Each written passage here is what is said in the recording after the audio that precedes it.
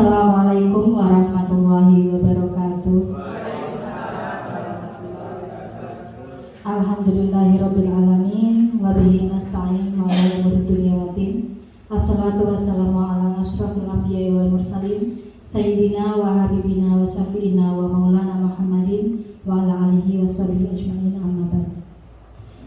Yang terhormat Ibu MH Rozikiah SPD selaku Wakil Kepala SMP Negeri 2 Kalinyamatan. Yang kami hormati Ibu Asrinda Listianingrum SPD selaku narasumber. Yang terhormat, yang kami hormati Bapak Ibu Guru SMP Negeri 2 Kalinyamatan. Pertama, marilah kita panjatkan puji syukur kehadirat Allah Subhanahu wa taala yang telah melimpahkan taufik hidayah serta inayahnya sehingga kita bisa bergabung dalam diseminasi menyebarkan pemahaman dan penerapan budaya positif. Bapak Ibu, adapun kegiatan pada hari ini, pertama pembukaan, kedua sambutan, ketiga penyampaian materi oleh narasumber, dan yang keempat penutup. Bapak Ibu, mari kita buka acara pada hari ini dengan bacaan Al-Fatihah bersama. Mari kami hantarkan ala hadiniyah Al-Fatihah.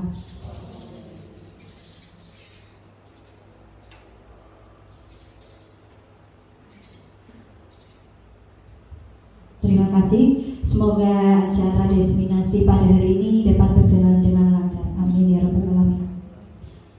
Acara yang kedua yaitu sambutan yang akan disampaikan oleh Ibu MH Rozikiah SPD selaku Wakil Kepala SMP Negeri 2 Kalinyamatan. Kepada Ibu MH Rozikiah SPD kami persilakan.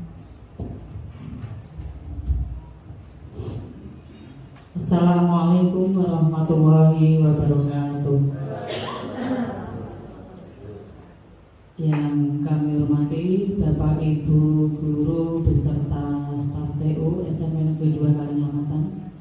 Marilah kita senantiasa memanjatkan puji syukur kehadirat Allah Subhanahu wa taala karena pada hari ini kita dapat berkumpul dalam acara aksi nyata dari Ibu Asrinda sebagai calon guru penggerak untuk angkatan ke-7.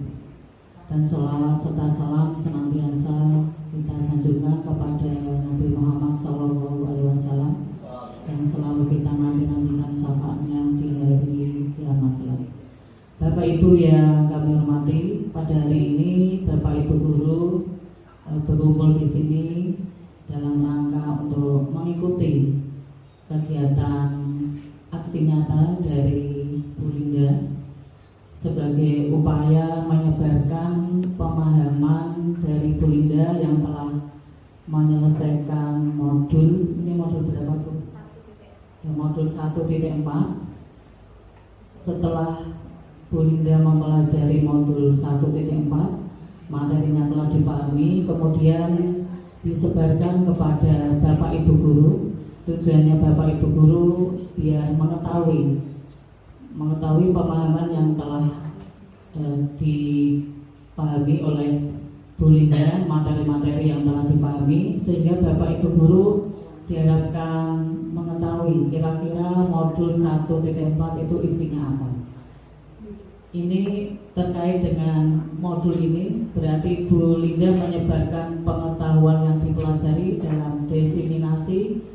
Topiknya tentang menyebarkan pemahaman dan penerapan budaya positif. Ya, budaya positif ini banyak sekali. Jadi nanti kami harapkan Bapak Ibu bisa mengikuti kegiatan ini sampai selesai. Dan kita ambil segi positifnya, ini sebagai pengalaman bagi kita semua, agar Bapak Ibu guru nanti kedepannya bisa mengikuti, ya, mengikuti seperti Bu Linda untuk mendaftar calon guru penggerak. Ini nanti dibutuhkan untuk CGP angkatan ke-10, ya, angkatan 10. Saya harapkan Bapak Ibu guru bisa mengikuti, terutama yang masih muda-muda ya, masih muda-muda. Kalau yang sudah tua ini masuknya ke CPP, calon pengajar praktek. Ini di sekolah kita sudah ada satu CPP yaitu Ibu Rani. Ya, satu PP ini sudah menjadi PP sudah resmi. Terus yang CGP Bu Linda yang sudah guru penggerak Pak Kotir sudah dapat sertifikat semua. Saya ucapkan selamat, ya, selamat bagi beliau yang telah dilantik menjadi PP maupun guru penggerak sudah dapat sertifikat. Ini kami harapkan semoga Bapak Ibu yang lain bisa tergerak, termotivasi. Tujuannya tak lain adalah untuk meningkatkan pembelajaran kita di sekolah agar anak-anak itu semakin cerdas, semakin pandai. Efeknya tidak lain adalah untuk pembelajaran bagi anak-anak kita semua. Hanya itu yang bisa kami sampaikan. Selamat mengikuti kegiatan ini sampai selesai. Semoga bermanfaat bagi kita semua. Demikian yang dapat saya sampaikan. Kurang lebihnya mohon maaf. Saya akhiri. Wabillahi taufiq wal hidayah. Wassalamualaikum warahmatullahi wabarakatuh. Terima kasih kami sampaikan kepada Ibu MH Rezekia SPD selaku Wakil Kepala SMP Negeri 2 Kalimantan. Untuk acara selanjutnya yaitu penyampaian materi oleh narasumber kepada Ibu Asri Linda Restianingrum SPD, kami persilakan. Assalamualaikum warahmatullahi wabarakatuh. Yang terhormat Kepala SMP Negeri 2 Kalinyamatan yang dalam hal ini diwakili oleh Ibu MH Rezekia SPD selaku Wakil Kepala Sekolah, yang kami hormati Bapak Ibu guru dan karyawan SMP Negeri 2 Kalinyamatan. Pertama-tama marilah kita panjatkan puji syukur alhamdulillah atas segala limpahan rahmat, taufik, hidayah dari Allah Subhanahu wa Ta'ala kepada kita semua. Hingga pada siang hari ini kita bisa mengikuti kegiatan diseminasi menyebarkan pemahaman dan penerapan budaya positif di sekolah. Sholawat serta salam senantiasa kita sanjungkan kepada junjungan kita Nabi Muhammad Sallallahu Alaihi Wasallam. Allahumma sholli ala sayyidina Muhammad wa ala sayyidina Muhammad. Diseminasi menyebarkan pemahaman dan penerapan budaya positif ini adalah sebagai rangkaian dari tugas kami, yaitu rangkaian dari aksi nyata untuk memenuhi modul 1.4 budaya positif dalam program guru penggerak angkatan 7 yang kami ikuti. Nah Bapak Ibu, dalam modul ini yaitu budaya positif itu sangat penting sekali untuk diterapkan dan dilaksanakan di sekolah. Untuk apa Bapak Ibu? Pentingnya membangun budaya positif di sekolah adalah untuk mengembangkan agar murid memiliki karakter yang kuat. Di antaranya adalah memiliki karakter atau yang sesuai dengan nilai-nilai pada profil pelajar Pancasila. Nah, dalam hal ini kita sebagai guru memiliki peran yang sangat penting dalam pengembangan budaya positif di sekolah. Nah, peran kita adalah kita akan menggerakkan dan memotivasi warga sekolah agar memiliki, meyakini, dan menerapkan visi atau nilai-nilai kebajikan yang sudah disepakati sehingga akan tercipta budaya positif yang berpihak pada murid. Jadi apapun yang kita lakukan ini utamanya adalah berpihak pada murid. Nah, dalam modul 1.4 ini ada cukup padat materi yang kami ikuti Bapak Ibu. Konsep utama pada modul budaya positif ini ada 7 ya, yang akan saya sampaikan nanti. Yang pertama adalah perubahan paradigma belajar, disiplin positif, motivasi perilaku manusia, kebutuhan dasar manusia, 5 posisi kontrol, keyakinan kelas, dan segitiga restitusi. Yang pertama Bapak Ibu, perubahan paradigma belajar. Paradigma belajar seperti halnya kebudayaan yang bersifat dinamis. yang selalu berkembang. Nah ini Bapak Ibu, sekarang kami mohon kesediaan Bapak Ibu, saya mohon kesediaan Bapak Ibu untuk mempraktekkan ini ya Bapak Ibu. Yang panjenengan yang duduk di sebelah kanan, saya ulangi, panjenengan yang duduk di sebelah kiri, saya minta tangan kanannya mengepal sekuat mungkin Bapak Ibu. Yang duduk di sebelah kiri panjenengan, tangan kanannya mengepal. Okay. Misalnya Bu Ertin, Bu Susi, Bu Kumaya ini tangan kanannya saya minta mengepal sekuat-kuatnya. Kemudian nanti sebentar. Kemudian Bapak Ibu yang duduk di sebelah kanan itu nanti berusaha sekuat tenaga piye carane bisa membuka kepala tangan rekan di sebelah kiri. Panjenengan yang duduk di sebelah kanan yang berusaha membuka membuka kepala tangan, yang mengepal tangan kanan saja supaya kepenak atau tangan kanggo misalnya. Nah, panjenengan bisa mengupayakan dengan berbagai cara. Bisa membujuk, ngitik-itik, memaksa, atau merayu, atau tak kasih imbalan bukaan. Monggo bisa dipraktekkan dari sekarang. Silakan, dipersilakan Bapak Ibu.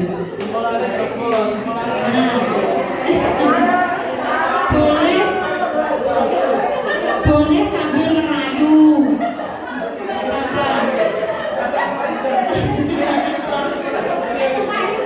Oke, sudah selesai Bapak Ibu. Dalam hitungan ketiga selesai ya. 3, 2, 1 selesai. Tepuk tangan untuk kita semua Bapak Ibu.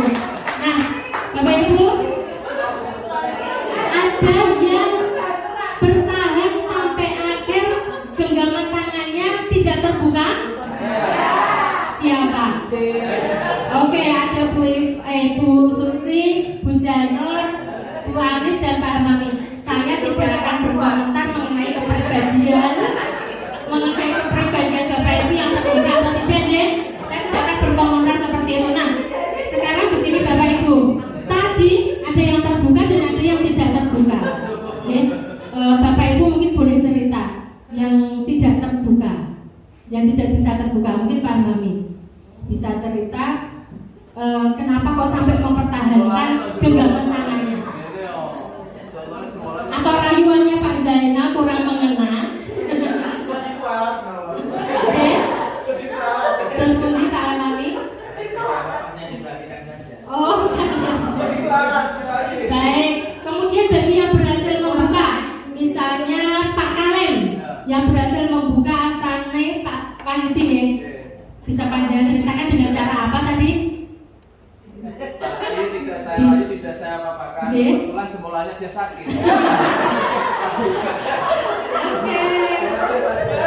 Benar Pak Wahyu ya? Berarti itu Pak Wahyu yang membiarkan Pak Kalem membuka. Enggak, sudah Oh, dipertahankan. ya sudah bertahan. Bukan dipaksa ya tadi. Ya. Sudah dipertahankan tapi tidak kuat karena jempolnya. Baik Bapak Ibu, terima kasih atas kesediaan Bapak Ibu untuk mempraktekkan tadi ya. Jadi tadi ada yang bisa terbuka dan ada yang tidak bisa terbuka. Nah Bapak Ibu pertanyaannya seperti ini. Kemudian timbul pertanyaan, siapakah yang memegang kendali atau kontrol tadi? Kira-kira yang membuka atau yang punya genggaman tangan? Yang punya genggaman tangan. Baik Bapak Ibu, semuanya adalah Bapak Ibu guru hebat di sini. Berikutnya Bapak Ibu, nah bisa terbuka atau tidak bisa terbuka? Siapa yang memegang kendali atau kontrol? Nah, yang memegang kendali atau kontrol benar adalah kita sendiri. Kita yang punya genggaman, kita yang punya tangan yang mengepal tadi. Terus kita mau membuka atau tidak mau membuka genggaman tangan kita, itu juga ada kaitannya dengan kebutuhan dasar kita. Nah Bapak Ibu, ini analogi dari kita dalam menghadapi siswa-siswi kita. Sekalipun siswa-siswi kita itu menurut atau menolak menolak ajakan, bujukan dan himbauan kita, itu mereka misalnya ya Bapak Ibu, misalnya mereka membiarkan kita mengontrol mereka, kita menyuruh mereka ini itu dan mereka melakukan. Itu karena mereka sendiri yang mengizinkan kita sebagai guru untuk mengontrol mereka. Jadi sekali lagi kita tidak bisa memaksakan kehendak kepada murid-murid kita. Kemudian Bapak Ibu, menurut William Glasser, ini seorang pakar psikologi pendidikan, ini ternyata selama ini Bapak Ibu, pandangan kita ternyata menurut teori kontrol ini adalah kurang benar. Menurut teori kontrol adalah kurang benar. Nah, kesalahan atau kekurang benaran atau ketidakbenaran itu disebut sebagai miskonsepsi oleh teori kontrol ini atau sebagai ilusi. Selama ini kita mengira bahwa guru ini bisa mengontrol murid. Selama ini kita mengira bahwa penguatan positif atau bujukan itu adalah sebuah kontrol. Kemudian kita mengira selama ini bahwa kritik dan membuat orang merasa bersalah ini adalah penguatan karakter dan adalah ilusi bahwa orang dewasa memiliki hak untuk memaksa. Termasuk kita para guru adalah memiliki hak untuk memaksa. Itu sebenarnya hanya suatu ilusi. Suatu ilusi itu karena menurut teori kontrol ini hal tersebut adalah kurang tepat. Ngerti ya? Guru bisa mengontrol murid, padahal faktanya muridlah yang mengizinkan dirinya untuk dikontrol oleh guru. Semua perilaku memiliki tujuan, bahkan perilaku yang negatif sekalipun atau perilaku yang tidak disukai. Penguatan positif atau bujukan adalah bentuk kontrol. Iya, kalau dalam jangka waktu pendek, dalam jangka waktu yang panjang tidak akan bisa. Kemudian ini juga akan membuat ketergantungan. Melakukan hanya karena ada bujukan. Kemudian kritik dan membuat orang merasa bersalah adalah penguatan karakter. Menurut teori kontrol tidak. Karena ini kritik dan membuat orang merasa bersalah, ini adalah menuju pada identitas gagal murid. Kamu salah, kamu seperti ini, kamu tidak baik, harusnya seperti ini. Itu menunjukkan identitas gagal pada diri murid. Lama-lama murid merasa, iya kenapa aku kok seperti itu? Harusnya tidak melakukan hal seperti itu. Kalau saya melakukan seperti itu berarti saya salah, saya tidak baik. Nah kemudian orang dewasa memiliki hak untuk memaksa. Nah ini tidak efektif untuk jangka panjang dan bahkan ini membentuk suatu hubungan yang permusuhan. Guru memaksa murid untuk melakukan hal-hal yang menurut guru itu baik. Kalau murid terpaksa melakukan atau dia berani untuk menolak, itu justru akan menimbulkan suatu permusuhan Bapak Ibu. Nah Bapak Ibu, ini tantangan dari kita di teori yang pertama ini, paradigma perubahan. Paradigma perubahan belajar ini sebenarnya merupakan tantangan bagi kita semua para guru untuk mau berubah. Bukan berarti teori kontrol ini adalah yang paling benar, namun ini suatu pandangan lain yang sebenarnya mengingatkan kepada kita sebenarnya memaksa, kemudian membujuk, kemudian semacam mengintimidasi itu ternyata adalah tidak baik. Nah Bapak Ibu, teori stimulus respon jika dibandingkan dengan teori kontrol, teori stimulus respon ini memandang bahwa kita semua adalah sama. Kemudian teori kontrol, kenyataannya kebutuhan masing-masing orang itu berbeda. Nanti kita bisa menanyakan kepada hati kita yang paling dalam, kita lebih cenderungnya ke teori stimulus respon ataupun ke teori kontrol. Kemudian pada teori stimulus respon, kita mencoba mengubah agar orang itu berpandangan sama dengan kita. Saya menganggap ini benar, baik menurut saya, dan memaksa seseorang atau orang lain itu harus seperti keinginan saya misalnya. Nah, ini menurut teori kontrol tidak seperti itu. Setiap orang ini memiliki gambaran yang berbeda. Kemudian pada teori stimulus respon, perilaku buruk dilihat sebagai suatu kesalahan. Termasuk mungkin selama ini saya melihat murid-murid saya yang berperilaku buruk ini sebagai suatu kesalahan. Nah, oleh teori kontrol, semua perilaku memiliki tujuan, meskipun perilaku itu adalah perilaku yang negatif. Kemudian pada teori stimulus respon, orang lain bisa mengontrol saya, atau sebaliknya saya bisa mengontrol orang lain. Oleh teori kontrol, yang tepat adalah hanya kita yang bisa mengontrol diri sendiri dan saya tidak bisa mengontrol orang lain. Pada teori stimulus respon, model berpikirnya adalah menang kalah. Yang dianggap benar dianggap menang, yang dianggap salah dianggap sebagai pihak yang kalah. Nah, oleh teori kontrol, bersama-sama berpikir mencari solusi bagaimana keduanya bisa saling menang dan menang. Jadi tidak ada yang kalah. Nah, Bapak Ibu, dari modul yang pertama ini saya mengajak kepada diri saya sendiri dan panjenengan untuk mari berubah dan mari berbenah. Ya, utamanya adalah untuk kepentingan siswa-siswa kita. Oke, Bapak Ibu, materi yang kedua adalah disiplin positif. Ya. Selama ini kita mungkin mengira bahwa disiplin itu selalu berkonotasi positif. Ya. Nah, sekarang nanti kita coba melihat adakah disiplin yang dianggap negatif karena membuat identitas gagal pada siswa. Bagaimanakah yang disebut sebagai disiplin yang positif?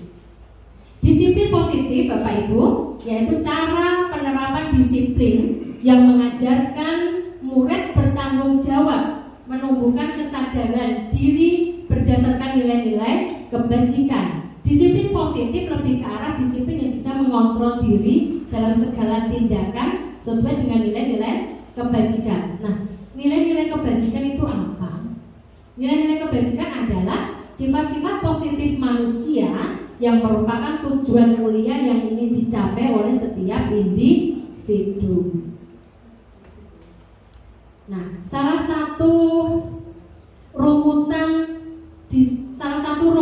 nilai kebajikan adalah terdapat di profil pelajar Pancasila, di mana profil pelajar Pancasila ini meliputi 6 dimensi. Yang ke-6-6-nya adalah karakter yang positif, karakter yang baik yang ingin kita kembangkan di setiap diri anak didik kita.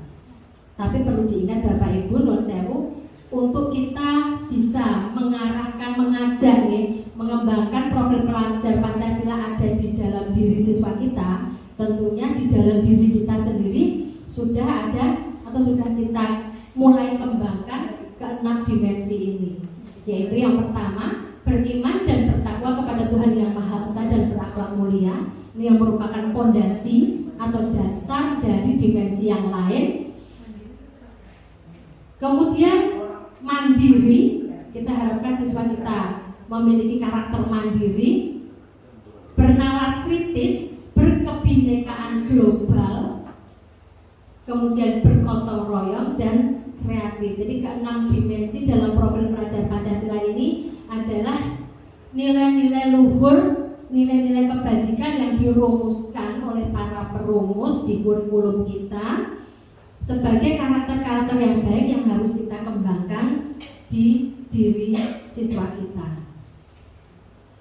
Itu Bapak Ibu. Kemudian modul yang berikutnya adalah mengenai keyakinan kelas. Keyakinan kelas ini atau disebut juga sebagai kesepakatan kelas. Mungkin ini di Bapak Ibu yang mengajar di kelas 7 ini sudah tidak asing lagi dengan adanya keyakinan atau kesepakatan kelas. Menurut Bapak Ibu, keyakinan atau kesepakatan kelas dengan peraturan itu sama atau berbeda Bapak Ibu? Mungkin ada yang ingin berpendapat bagaimana menurut panjenengan keyakinan dan peraturan. Kalau dikembangkan berarti keyakinan sekolah dan peraturan sekolah. Bagaimana, ada yang mungkin ingin berpendapat tentang peraturan dan keyakinan kelas sama apa berbeda? Monggo. Bu Anis mungkin? Keyakinan kelas dan peraturan kelas sama apa beda sih? Ngoten mawon. Gimana Bu Anis? Beda ya Pak Wahyudi? Beda ya Pak, bedanya di mana Pak kalau beda? Peraturan kelas itu dikembangkan dan dibutuhkan oleh para pemikir-pemikir sekolah. Ya. Kalau keyakinan kelas menurut saya adalah suatu pemikiran dan konsep yang dikembangkan oleh kelas bersama murid siswa dalam kelas. Oke, baik sekali jawaban dari Pak Wahyudi ya Pak ya. Pak Wahyudi lain kali saya ingin belajar ke panjenengan juga ya mengenai ini ya Pak Wahyudi. Nah, benar Bapak Ibu bahwa yang dijelaskan oleh Pak Wahyudi tadi sangat benar. Ternyata beda antara peraturan dengan keyakinan kelas.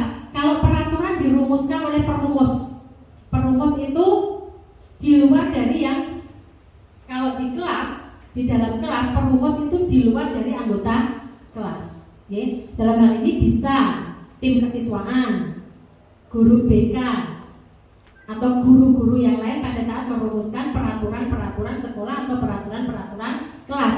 Lah kalau keyakinan kelas adalah rumusan dari kesepakatan akan nilai-nilai yang diyakini kebajikan dan kebenarannya, dan akan dilaksanakan secara bersama-sama dalam keadaan sadar, tidak ada paksaan. Harapannya seperti itu ya Bapak Ibu.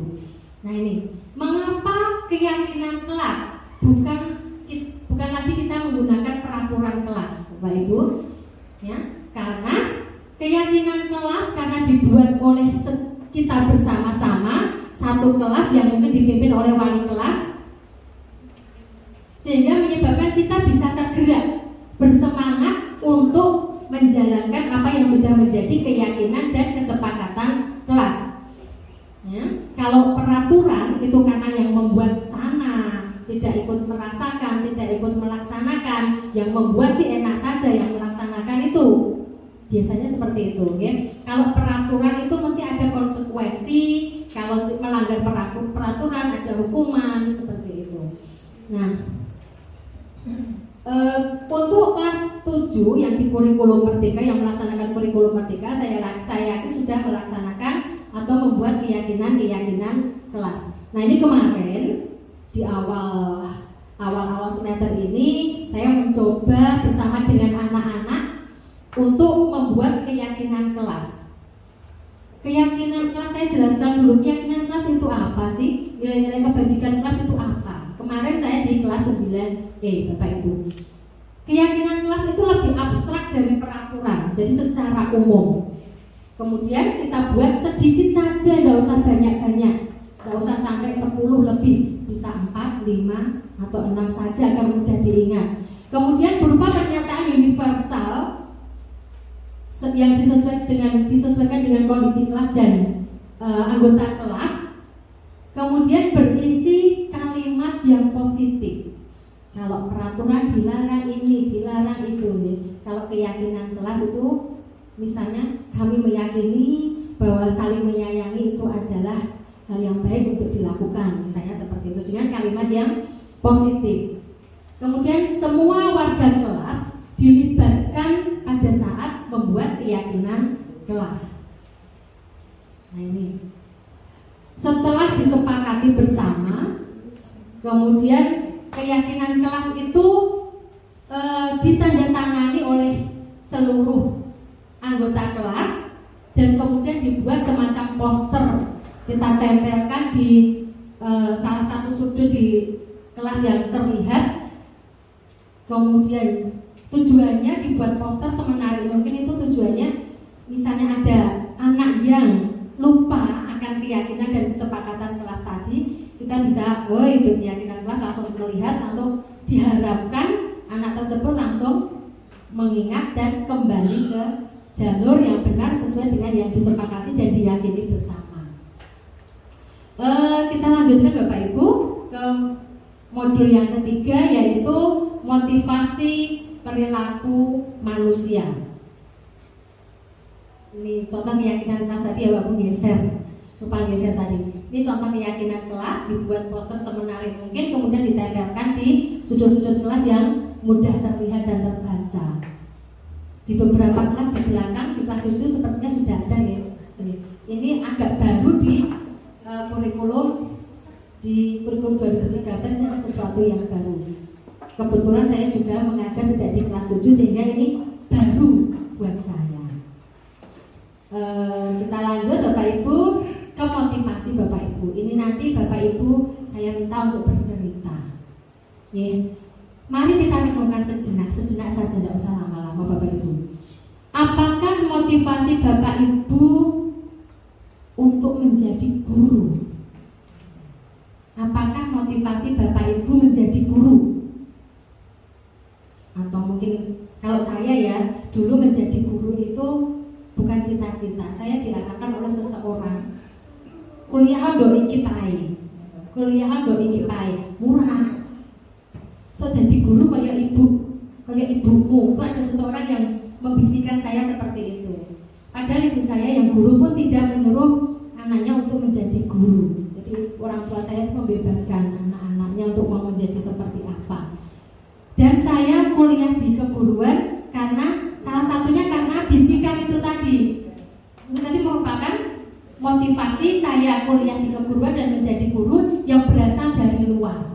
Adakah Bapak Ibu yang mau bercerita, yang ingin bercerita motivasi Bapak Ibu menjadi guru itu apa? Monggo. Mungkin ada yang memang panggilan jiwa. Bu Iva mungkin panggilan jiwa ya Bu Iva. Saya kepotong kuliah nek iki jurusannya biologi sisan karena menghindari fisika dan matematika. Dulu saya masuk di biologi sama dengan Bu Ervina. Aku rak kepengen jadi guru sing kuliah kepenak ae biologi karena menghindari fisika dan matematika. Jebule saiki mulang fisika. Jebule di saya kuliah dulu ada matematika dasar, ada kalkulus lagi, ada fisika, ada kimia. Ya mau tidak mau saya pelajari dan akhirnya saya mau menjadi guru. Ada yang seperti itu Bapak Ibu? Ya, banyak. Nah Bapak Ibu, atau begini, ada yang tadinya motivasinya dari luar. Kemudian seiring dengan berjalannya Bapak Ibu guru menjadi guru, menikmati bermain-main dengan anak-anak sehingga terlihat mudah terus, itu menjadi apa ya, di dalam hati Bapak Ibu ini timbul dari dalam hati itu, memang saya kok jadi senang jadi guru. Jadi guru itu ternyata banyak nilai positifnya, ternyata tidak ada negatifnya jadi guru. Jadi mungkin berubah deh dari yang tadinya mungkin hanya aku kepengen mencari pekerjaan yang mudah, gampang, kepenak dulu. Ternyata seiring berjalannya waktu ternyata kok enak jadi guru. Ternyata kok memang benar ya, jadi guru itu mengajarkan sesuatu yang positif sehingga kita sendiri juga mau untuk merasakan sesuatu yang positif. Nah, Bapak Ibu, motivasi perilaku manusia ini dibagi menjadi dua, yaitu motivasi eksternal dan motivasi internal. Motivasi eksternal ada dua lagi. Ini kalau kita implementasikan ke siswa kita, ke murid kita, ada tuh motivasi yang berbuat baik karena menghindari ketidaknyamanan atau hukuman. Beberapa kali saya tanyakan ke murid-murid saya itu waktu saya ngajar, siapa yang datangnya ini tidak pernah terlambat? Langsung. Terus siapa tuh yang datangnya terlambat? Kurang paningan.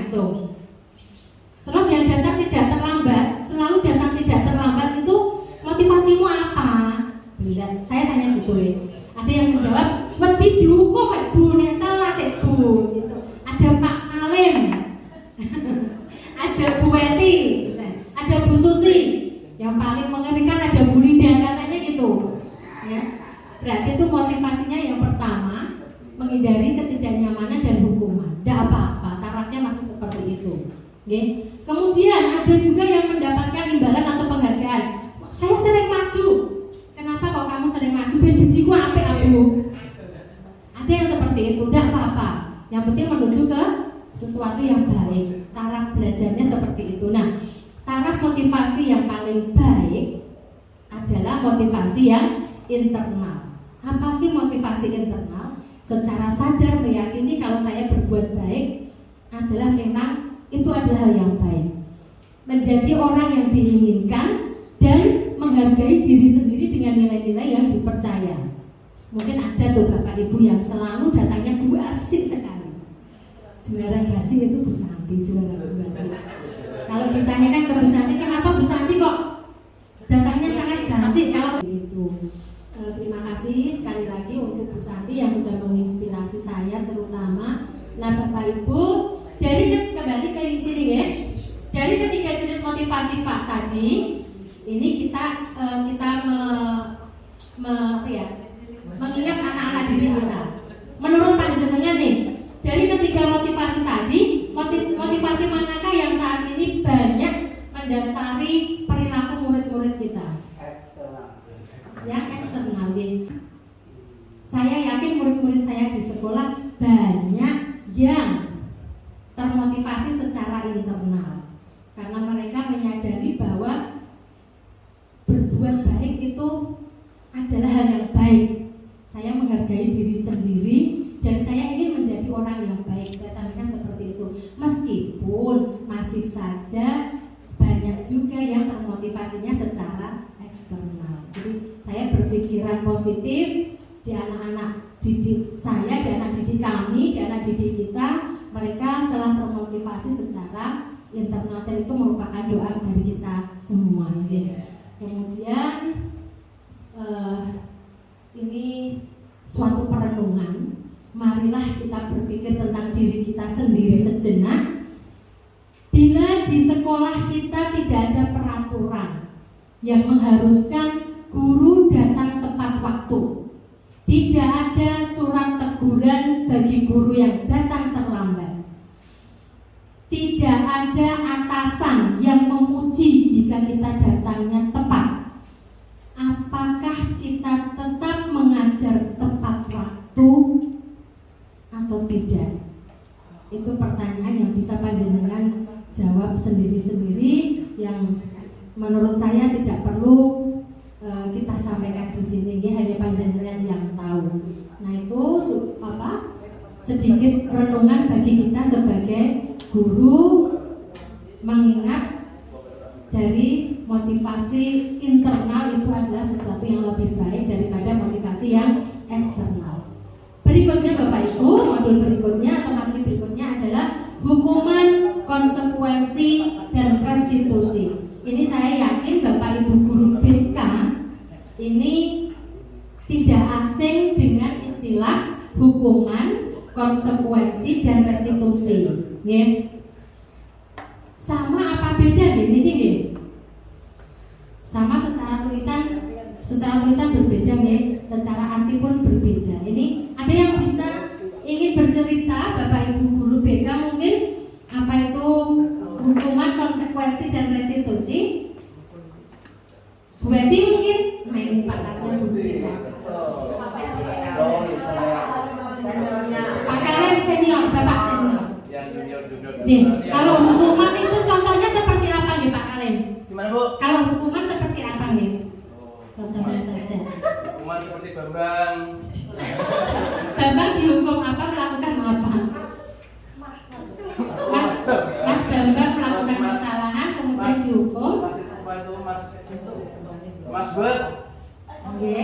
Mas Excel yang karena kesalahannya dihukum. Lalu bedanya dengan konsekuensi Bapak? Antara hukuman dengan konsekuensi?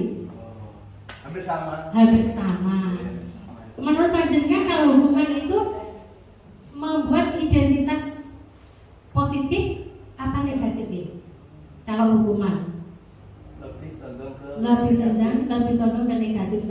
konsekuensi cenderung ke positif. Nah, restitusi sekarang. Restitusi ya, jangan salah, restitusi. Nah, kita Indonesia. Nah, Bapak Ibu, ini ada suatu kasus nih. Menurut Bapak Ibu nanti Bapak Ibu seperti apa? Saya bacakan. Ada anak yang namanya Betty. Betty ada ya. Betty, saya mau nulis Betty, saya takut. Betty kurang menguasai pelajaran matematika. Di sini saya juga mau nulis Pak Zainal, tapi tidak jadi. Saya khawatir banget. Betty kurang menguasai matematika sehingga pada saat pelajaran tersebut berlangsung, dia itu lebih banyak diam atau menggambar. Nah, pada saat Pak Guru matematikanya namanya Pak Broto menanyakan pertanyaan kepada Betty, kemudian Betty-nya gugup dan tak sengaja menjatuhkan tasnya di kursi, tasnya dari kursi. Tiba-tiba menjadi gagap saat menjawab pertanyaan Pak Broto tadi. Seluruh kelas pun tertawa, jelas. Kemudian Pak Broto saat itu membiarkan teman-teman semuanya menertawakan Betty. Malahan Pak Broto tuh meminta Betty untuk berdiri di depan kelas sambil menunjuk hidungnya seperti ini. Ya, jadi tujuan Pak Broto itu supaya mungkin ya supaya dalam hal ini supaya Betty itu tahu kesalahannya seperti itu. Nah, Bapak Ibu, kelas sebenarnya tidak malah kondusif, tapi kelas malah semakin gaduh. Ya, anak-anak pun tertawa melihat Betty yang berdiri di depan kelas memegang ujung hidungnya. Nah, Bapak Ibu, dari kasus ini, apakah panjenengan setuju dengan tindakan Pak Broto terhadap Betty? Mungkin saya juga sering melakukan seperti ini. Menurut panjenengan ini hukuman atau konsekuensi, Bapak Ibu? Sepakat tidak setuju ya? Menurut panjenengan tindakan Pak Broto terhadap Betty ini hukuman atau konsekuensi? Hukuman. Baik. Nah, hukuman, betul yang dikatakan Pak Khalid tadi, hukuman ini membuat identitas gagal pada murid. Konsekuensi dan restitusi membuat identitas sukses pada murid. Namun nanti ada perbedaan antara konsekuensi dan restitusi. Nah, tindakan terhadap suatu pelanggaran pada umumnya berbentuk hukuman atau konsekuensi. Ini seperti yang biasa saya terapkan. Ada saya hukum misalnya tidak membawa buku paket karena aturannya pelajaran IPA harus membawa buku paket. Dan kalau tidak membawa buku paket, saya hukum lari keliling lapangan 10 kali. Misalnya itu adalah hukuman J. Nah, kemudian kalau kasusnya seperti ini Bapak Ibu, anak tidak membawa buku paket karena aturannya seperti itu, kesepakatan seperti itu, mereka tidak membawa buku paket, kemudian saya suruh silakan keluar, pinjam buku paket di kelas lain. Menurut panjenengan hukuman atau konsekuensi Bapak Ibu? Atau restitusi? Konsekuensi ya. Jadi konsekuensi itu kalau dibandingkan dengan hukuman, konsekuensi itu tidak memberatkan. Ngerti nggih? Misalnya guru olahraga, Bapak guru olahraga nih. Anak itu tidak membawa kaos olahraga. Nah, konsekuensinya bagaimana Bapak? Pinjam kelas lain kalau ada, kalau muat. Kalau ada, kalau muat ya. Kemudian kalau ada kasus seperti ini, datang terlambat saat pelajaran selama 15 menit dan anak itu kita suruh membersihkan selokan seluruh kelas. Bapak Ibu, hukuman atau konsekuensi itu? Hukuman, konsekuensi yang ya, restitusi. Menurut Pak Wahyu restitusi, menurut Pak Hamami hukuman. Terlambat 15 menit datang, hukumannya membersihkan selokan seluruh kelas. Nah, kita coba melihat apakah sebanding dengan kesalahan yang dilakukan oleh murid. Kalau cuma membersihkan selokan di depan kelasnya saja, itu hukuman atau konsekuensi ya? Konsekuensi perlu diingat. Kalau konsekuensi itu penyusunan konsekuensi merupakan kesepakatan seluruh kelas. Tergantung, kalau itu peraturan tidak boleh datang terlambat lebih dari sekian menit, konsekuensinya seperti apa. Bedanya hukuman dengan konsekuensi yaitu tadi ya, tidak memberatkan dan sudah merupakan kesepakatan bersama. Nah sekarang restitusi Bapak Ibu ini yang agak asing bagi kita, bagi saya terutama. Restitusi adalah proses menciptakan kondisi bagi murid untuk memperbaiki kesalahan mereka sehingga mereka bisa kembali kepada kelompok mereka dengan karakter yang lebih kuat. Bagaimana toh restitusi nanti akan kita pelajari. Nah ini perbedaan antara hukuman, konsekuensi, dan restitusi. Hukuman itu secara umum kebanyakan adalah sesuatu yang menyakitkan yang harus terjadi. Berat. Konsekuensi sesuatu yang harus terjadi, namun tidak berat sebanding dengan kesalahan yang dilakukan, perilaku negatif yang dilakukan. Namun restitusi ini merupakan pilihan. Nah Bapak Ibu sepertinya semakin bingung apa itu restitusi, semakin penasaran ingin tahu apa itu restitusi. Kemudian hukuman membuat anak ini akan merasa tersakiti. Konsekuensi membuat anak bukan merasa tersakiti, tapi membuat anak tidak nyaman. Namun namun pada restitusi ini murid ini akan mendapatkan penguatan. Kemudian hukuman adalah modenya mode paksaan. Gelem orang gelem melakukan itu soalnya gue melakukan kesalahan. Konsekuensi berdasarkan stimulus respon. Kesalahannya apa? Nanti konsekuensinya seperti apa itu seimbang, sebanding. Kemudian restitusi adalah berdasarkan teori kontrol bahwa segala sesuatu, perilaku, tindakan itu pasti memiliki tujuan, sekalipun itu tindakan yang dianggap negatif, pasti memiliki tujuan. Nah, kita sebagai guru abad sekarang ini kita dituntut untuk belajar menerapkan pola disiplin positif dengan model restitusi. Nanti akan ada penjelasan apa itu restitusi. Kemudian kalau hukuman, nah secara umum dibuat oleh guru, peraturannya apa, hukumannya apa, dibuat oleh guru. Konsekuensi dibuat oleh guru bersama dengan anak. Restitusi dibuat oleh anak, murid dengan dipandu, dibimbing oleh guru. Konsep disiplin dengan adanya hukuman dan penghargaan itu memberikan identitas gagal pada murid kita. Hukuman berupa hal yang menyakitkan, tidak nyaman, murid merasa takut, dipaksa. Akibatnya bisa menyebabkan murid menjadi rendah diri, Bapak Ibu. Itu yang perlu kita ingat bersama-sama. Penghargaan itu sepertinya sesuatu yang positif. Namun menurut teori disiplin positif, penghargaan itu justru akan mematikan kreativitas anak, akan mematikan kesadaran anak dan motivasi intrinsik dari anak. Penghargaan bagus untuk jangka waktu pendek, namun untuk jangka waktu yang panjang, penghargaan ini tidak efektif, merusak hubungan. Misalnya tuh, Bapak Ibu memberikan penghargaan berupa buku 25 buah kepada murid yang meraih ranking 1. Bagi yang ranking 2, 15. Bagi yang ranking 3, 10. Lah sing mboten nangsa ranking Bapak Ibu. Nanti kan lah saya gimana? Kapan saya bisa seperti itu? Ya kalau anaknya memang punya kemampuan bisa mengejar seperti itu. Jadi itu menyebabkan anak-anak kita itu merusak hubungan sehingga ada sifat iri, mematikan kreativitas. Dan perankingan itu menurut teori ini adalah sebenarnya kurang tepat ya Bapak Ibu. Karena itu membuat anak itu menjadi rendah diri.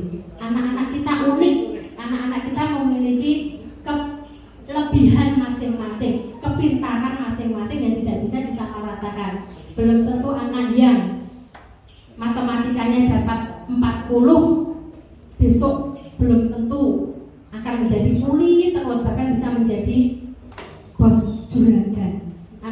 yang nilai matematikanya selalu 9-10 belum tentu juga tidak menjadi bawahannya yang tadi anak-anak yang nilainya matematika 40. Jadi kita menghargai keunikan anak, kelebihan anak masing-masing. Itu yang perlu, paradigma yang perlu dirubah di mindset, di pikiran kita masing-masing. Kemudian konsekuensi dengan restitusi Bapak Ibu, konsekuensi ini baik namun untuk jangka pendek. Restitusi baik untuk jangka panjang karena melatih murid bertanggung jawab akan perilakunya. Konsekuensi membutuhkan monitoring yang terus-menerus, sama halnya dengan hukuman.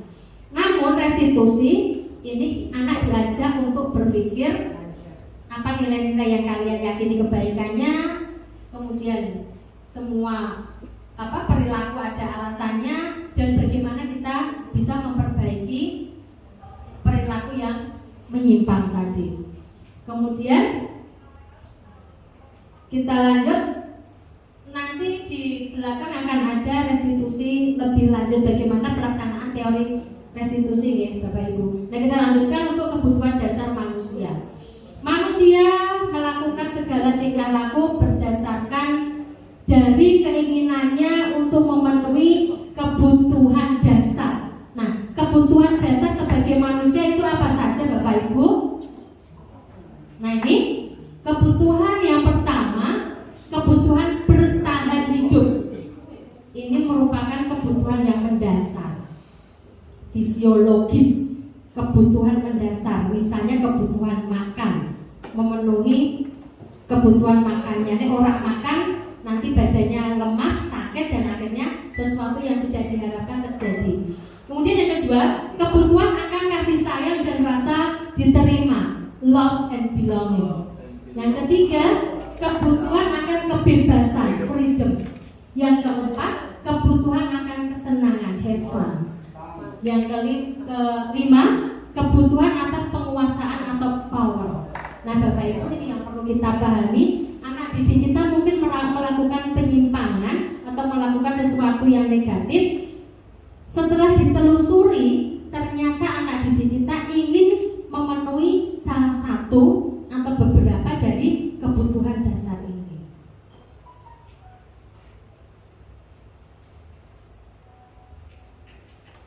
Nah ini Bapak Ibu, murid yang melakukan pelanggaran itu dimungkinkan karena gagal memenuhi salah satu atau beberapa dari kebutuhan dasarnya sebagai manusia. Contoh kasus, Ibu Ambar sebagai wali kelas 8A di SMP Pelita Terang sedang bingung menghadapi ulah salah satu muridnya Doni yang kerap kali melakukan kesalahan. Beberapa anak datang kepada Ibu Ambar untuk mengeluhkan kelakuan Doni, sering meminta, memaksa anak-anak yang lain meminta bekalnya, baik itu bekal maupun uang diminta. Nah, jika Bapak Ibu menghadapi situasi seperti Ibu Ambar, apa yang Bapak Ibu lakukan? Saya yakin Bapak Ibu mesti akan memanggil Doni, kemudian menanyakan kenapa seperti itu ya, dan tujuannya apa, alasannya apa, kemudian baiknya seperti apa. Saya yakin Bapak Ibu akan melaksanakan tahapan-tahapan seperti itu. Nah, tahapan-tahapan seperti itu sebenarnya adalah tahapan dalam praktek restitusi. Betul ya? Nah, menurut Bapak Ibu sekarang, kalau dikaitkan dengan pemenuhan kebutuhan dasar apa yang ingin dipenuhi oleh Doni Bapak Ibu? Survival. Baik. Kasih sayang. Mungkin. Power. Bisa. Ada lagi Bapak Ibu? Have fun. Iseng-iseng aja itu misalnya. Bisa jadi ya. Jadi Doni ternyata kalau dilihat lebih jauh, ternyata Doni sedang memenuhi tidak hanya 1, 2, bahkan beberapa kebutuhan dasar yang ingin dia penuhi Bapak Ibu. Ini orang maem, orang duit misalnya nggih, nek orang njaluk kancane, orang sak iso njaluk pelajaran, kalau lepas iso guru. Dimarahi gurunya, glosor misalnya. Kemudian penguasaan, power. Mungkin Doni ingin menunjukkan ini loh saya berkuasa terhadap kalian teman-teman saya. Saya berkuasa memaksa, minta. Ya. Kemudian bisa saja Doni ini melaksanakan have fun saja, kesenangan saja. Dia senang iseng, usil. Nek ra usil iku ora asik katanya seperti itu. Jadi kita harus mengetahui alasan-alasan apa yang dilakukan oleh anak-anak kita ketika mereka sedang melakukan sesuatu yang negatif. Berikutnya Bapak Ibu, 5 posisi kontrol. 5 posisi kontrol guru terhadap muridnya. Ada tuh yang berposisi sebagai penghukum. Misalnya saya, misalnya Pak A, Pak B, ya ada, tidak apa-apa. Kadang-kadang diperlukan seperti itu.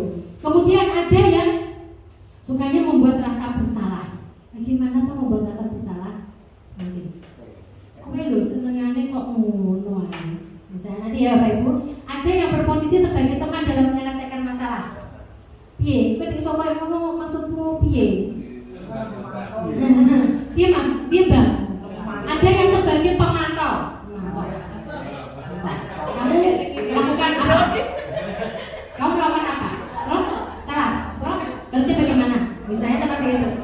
Saya lagi kesindir lagi. Lagi-lagi saya kesindir lagi. Kemudian yang ke-5 ini yang paling baik menurut ini teori 5 kontrol, posisi kontrol, ya.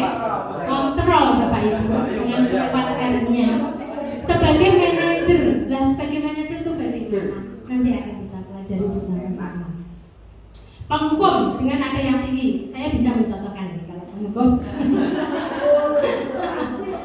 Marah, mendendam, membuat murid marah, mendendam, bersifat agresif. Guru sebagai penghukum, mata melotot, tidak selalu gitu. Kalau sipil tidak bisa melotot. Nada suara yang tinggi menunjuk-nunjuk menghadiah. Ada yang bisa mencontohkan Bapak Ibu? Pak Bu Janur mau mencontohkan ini. Oh, tari Bali melotot. Ya, ini dalam artian posisi kontrol kita di dalam menyelesaikan masalah anak didik kita. Penghukum, saya ada enak mau praktek bisa sih. Ahlinya. Nah seperti itu. Karena di syuting saya tidak berani. Yang kedua, membuat rasa bersalah ini suaranya tidak meninggi, malah halus ini membuat rasa bersalah. Secara halus membuat anak itu aku salah. Tapi ini akan membuat identitas gagal pada murid Bapak Ibu.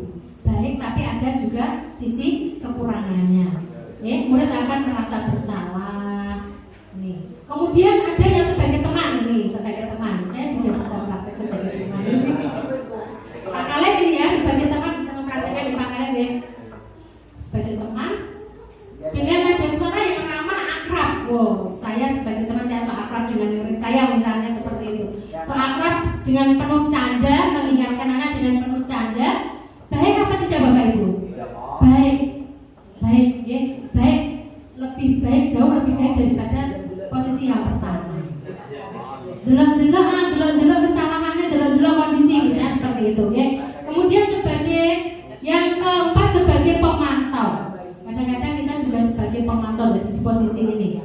Nada suaranya datar saja. Kamu ngapain? Salah. Terus udah tahu salah? Saya seperti pemantau. Hukumannya apa? Konsekuensinya apa? Silakan. Seperti itu saja. Kemudian manajer, nah ini yang perlu kita pelajari, perlu kita praktekkan oleh diri saya sendiri yang masih banyak kekurangan, dan semoga Bapak Ibu juga bisa menularkan ilmunya kepada teman-teman, terutama yang Bapak Ibu guru BK ini. Saya yakin sudah sering kali mempraktekkan seperti ini.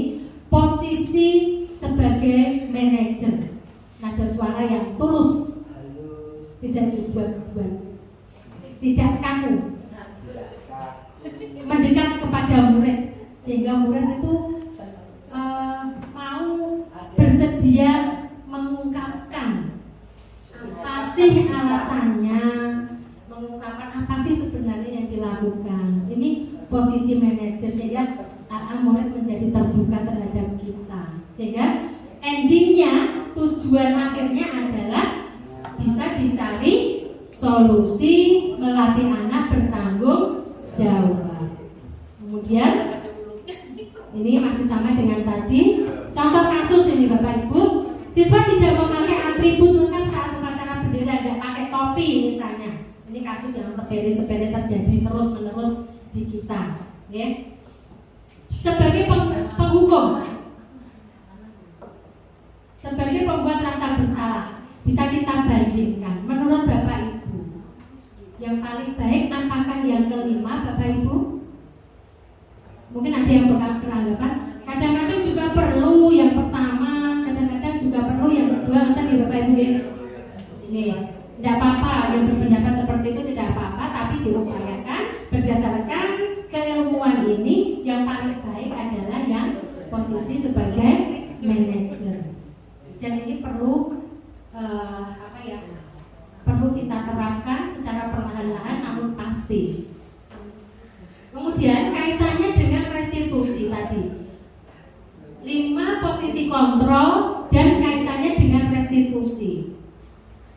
Restitusi adalah proses menciptakan kondisi bagi murid untuk memperbaiki kesalahan sehingga bisa kembali ke kelompok mereka dengan karakter yang lebih baik. Setelah dilakukan penanganan dengan restitusi, apalagi dengan posisi sebagai manajer, murid yang sudah melakukan kesalahan tadi menjadi sadar dengan sendirinya, kemudian berusaha memperbaiki perilakunya, bisa menemukan solusi untuk memperbaiki kesalahan sehingga anak itu bisa menjadi lebih baik. Jadi restitusi ini disandingkan dengan pelaksanaan posisi kontrol sebagai manajer. Ciri-ciri restitusi bukan menebus kesalahan, tapi belajar dari kesalahan. Saya mencoba belajar mengungkapkan kalimat ini pada anak-anak didik.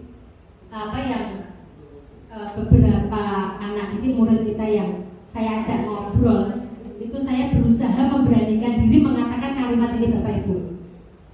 Tidak apa-apa berbuat salah. Tidak apa-apa kok, semua orang ya pernah berbuat salah. Bu Linda juga sering berbuat salah. Orang yang paling baik itu bukan yang tidak pernah berbuat salah, tapi orang yang paling baik adalah orang yang berbuat salah, mengakui, menyadari, dan berusaha untuk memperbaiki serta tidak berjanji terhadap diri sendiri untuk tidak mengulanginya lagi. Itu saya beranikan diri ngomong seperti itu, Bapak Ibu. Saya mulai memberanikan diri ngomong seperti itu karena pengen memperbaiki utamanya diri saya sendiri, Bapak Ibu. Ya. Kemudian bisa memperbaiki hubungan antara guru dengan murid yang menangani tadi. Tawaran bukan paksaan, fokus pada karakter bukan tindakan, dan menguatkan serta fokus pada solusi. Nah, segitiga restitusi, langkah-langkah yang ada di dalam restitusi ada tiga langkah yang terdapat pada masing-masing sisi ini. Yang pertama adalah menstabilkan identitas di dasar, langkah yang pertama. Langkah yang kedua adalah validasi tindakan yang salah. Langkah yang ketiga menanyakan keyakinan. Nah, seperti apa prakteknya Bapak Ibu? Ini adalah contoh-contoh tahapan segitiga restitusi beserta dengan kalimat yang biasa yang bisa diucapkan dalam setiap tahapnya. Pertama, kalau ada anak yang berbuat negatif, langkah yang kita lakukan adalah dengan menstabilkan anak, menstabilkan identitas. Menstabilkan identitas misalnya dengan kalimat seperti ini, Bapak Ibu. Diajak bicara, menghadap atau diajak ngobrol lah, ya. Dengan kalimat seperti ini. Saya tadi ngomong seperti itu bukan karena keluar dari pikiran saya sendiri, Bapak Ibu. Saya juga membaca, Bapak Ibu. Berbuat salah itu tidak apa-apa. Tidak ada manusia yang sempurna. Saya ngomong seperti itu juga ngomong pada diri saya sendiri sebenarnya. Kemudian Bapak Ibu, Bu Linda juga pernah melakukan kesalahan. Terus Bapak Ibu tidak solusi. Ini langkah yang pertama, menstabilkan identitas. Langkah yang kedua, Bapak Ibu, kita validasi tindakan yang salah. Kita pastikan anak itu paham bahwa tindakan mana yang disebut salah. Kamu pasti punya alasan melakukan hal itu. Kamu patut bangga loh pada dirimu sendiri karena telah melindungi sesuatu yang kamu anggap penting buat kamu. Kamu boleh mempertahankan sikap itu, tapi kamu harus menambah sikap itu yang lebih baik. Langkah yang ketiga, Bapak Ibu, menanyakan keyakinan akan nilai-nilai kebajikan. Apa yang kita percaya sebagai kelas? Apakah kamu yakin nilai seperti itu nilai yang kamu yakini kebenarannya? Apa bayangan kelas kita tentang kelas yang ideal? Mungkin kalau ada anak yang bermasalah di dalam kelasnya. Kemudian kamu mau menjadi orang seperti apa sih?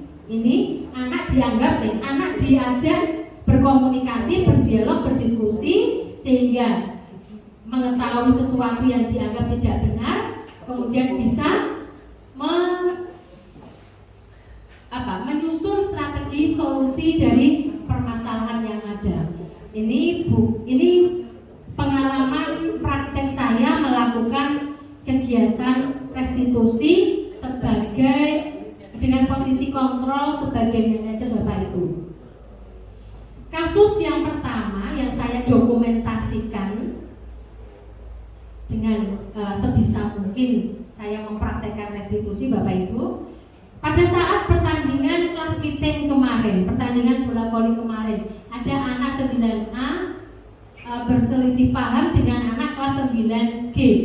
Kemudian saat ada terdengar umpatan dari salah satunya, kemudian setelah selesai kegiatan kelas meeting, anak yang kelasnya menang itu mendatangi kelas anak yang kalah seperti itu. Nah, saya teringat, ini bisa saya buat sebagai percobaan saya belajar melaksanakan restitusi dengan posisi kontrol sebagai manajer. Kemudian langkah yang saya lakukan, Bapak Ibu, mengikuti langkah-langkah tahapan dalam segitiga restitusi tadi, saya memvalidasi, saya menstabilkan identitas dengan saya mengajak anak-anak yang berselisih tadi untuk berdialog di suatu ruang yang bisa dianggap tertutup, sehingga dalam penyelesaian masalah tadi tidak dilihat oleh teman-temannya yang lain sehingga anak nanti menjadi malu. Saya melakukan menstabilkan identitas dengan mempraktikkan ini. Saya berusaha berkata seperti ini, Bapak Ibu. Ini ya, jadi tidak apa-apa berbuat salah. Awalnya tuh tidak ngaku, Bapak Ibu. Awalnya tidak ngaku. Siap, ada apa tadi? Ditanya, tidak ada yang mau menjelaskan. Ada dikluk semua. Kemudian saya tanya, tidak apa-apa berbuat salah. Belinda juga pernah berbuat salah. Kemudian lama-kelamaan ada yang mau ngomong, Bapak Ibu. Ngomongnya pertama dengan nada yang tinggi. Kamu itu seperti itu. Saya tenangkan, kemudian saya lanjutkan dengan melakukan tahapan yang kedua. Kita validasi tindakan yang salah. Ya. Kemudian setelah diajak ngobrol dengan tahapan-tahapan restitusi, ternyata anak-anak kita itu bisa mengungkapkan nilai-nilai kebajikan yang sebenarnya dia yakini dan kemudian mengaplikasikannya dalam kegiatan solutif yang diusulkannya sendiri. Jadi mereka mengusulkan sendiri, Bapak Ibu. Mereka bisa mengusulkan tentang apa. Setelah ini kami satu kelas akan ke kelas ini untuk minta maaf dan sama-sama berjanji berbuat baik, seperti sebenarnya mengusulkan sesuatu yang baik lagi. Nah, untuk kasus yang kedua, Bapak Ibu, saya mempraktekkan di kasusnya ada anak yang berselisih paham lagi dan lagi lagi-lagi saya mencoba belajar melakukan tahapan-tahapan restitusi. Ini beberapa gambar saya dokumentasikan Bapak Ibu, dan akhirnya selesai sudah kegiatan kita diseminasi penyebaran pemahaman dan pengalaman budaya positif di sekolah. Mungkin Bapak Ibu ada yang ingin bercerita atau menanyakan sesuatu atau mungkin menyampaikan ide, saran. Monggo Bapak Ibu. Terima kasih Bu Linda atas waktunya. Sedikit teman-teman, tadi Bu Linda sudah menjelaskan apa itu hukuman yang mungkin seringkali kita lakukan terhadap anak-anak. Untuk itu bagaimana memang sebaiknya, tadi sudah dikatakan Bunda, bagaimana jika kita mencoba untuk melaksanakan restitusi tadi.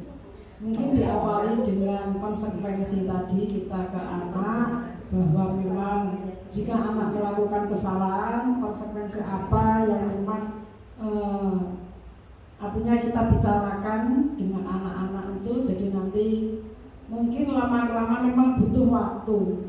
Tidak mungkin kita melakukan seperti yang diinginkan, ya, yaitu restitusi tadi terus langsung bisa berubah ke anak-anak. Saya yakin tidak, karena memang kita perlu waktu, perlu belajar untuk semuanya.